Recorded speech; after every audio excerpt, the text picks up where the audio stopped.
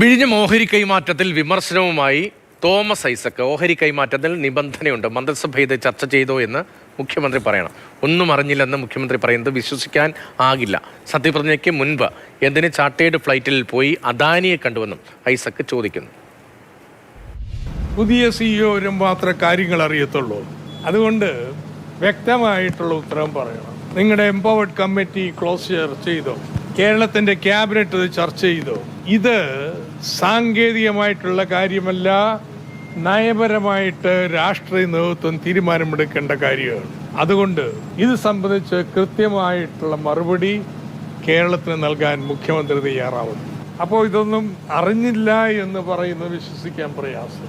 എന്തിനായിരുന്നു സത്യപ്രതിജ്ഞയ്ക്ക് മുമ്പ് തന്നെ ചാർട്ടേഡ് ഫ്ലൈറ്റിൽ മംഗലാപുരത്ത് പോയിട്ട് അദാനി ടീമിനെ കണ്ടത്? എന്തിനു വേണ്ടിയിട്ടായിരുന്നു?